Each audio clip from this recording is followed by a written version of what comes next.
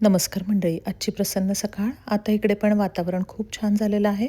झाडांना नवीन पालवी फुटत आहे. बाहेर येऊन निसर्गाचं दर्शन घेतलं. आज चैत्र गौर बसणार होती. सकाळी सगळं छानपैकी आवरून घेतलं. दारापुढे रांगोळी काढली. चैत्र शुक्ल तृतीयेपासून ते अक्षय तृतीयेपर्यंत गौर आता बसणार आहेत. वसंत ऋतूच्या आगमनासोबत गुढीपाडवा झाल्यावर चैत्र गौरीचे आगमन होते. या काळात गौरी आपल्या माहेरी येते. गौरीला पार्वतीचं रूप मानून झोपाळ्यात बसवून तिची पूजा आपण करतो. सुवासिनींना घरी बोलावून हळदी कुंकू करतो.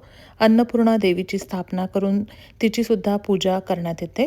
गौरीचे हळदी कुंकू करताना गौरीपुढे सुंदर अशी आरास मांडली जाते.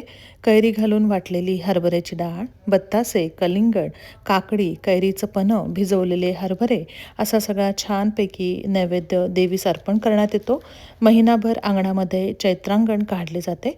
यामध्ये देवीची शस्त्रे म्हणजे शंख, चक्र, गदा, पद्म आणि तिची वाहने गाय, हत्ती, कासव, नाग, गरुड तसेच ह्या चैत्रांगणामध्ये चैत्रगौरीचा पाळणा, गणपती, समई, नाभिकमळ, कासव, शंख, सूर्य, चंद्र, गोपद्म, सर्प, त्रिशूळ, स्वस्तिक, कमळ, गदा, चक्र या अशा सगळ्या नैसर्गिक आकृत्या काढल्या जातात.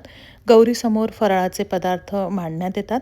अशा प्रकारे पूर्ण महिनाभर आनंदात, उत्साहात हा सण साजरा करण्यात येतो. मी पण सकाळी पूजेची सगळी छानपैकी तयारी केली.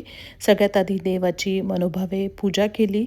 त्यानंतर गौरीची षोडशोपचारे पूजा केली. ही जी चैत्र गौर आहे ती सासऱ्यांनी नाशिकमधनं घेतलेली आहे आणि मला इकडे अमेरिकेत ती पाठवलेली आहे. या पाळण्यामध्ये शंकर, पार्वती, गणपती, नंदी, सख्या असं सगळं आहे. आणि पूजा झाल्यावर हळदी कुंकू वाहून देवीला मंगळसूत्र घालून आधी फूल वाहिलं. नंतर मोत्यांचा तिला हार घातला. दूध, टरबूज, केळी असा सगळा नैवेद्य दाखवला आणि आरती केली.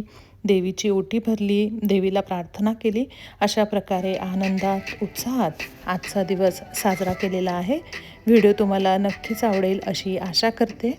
धन्यवाद.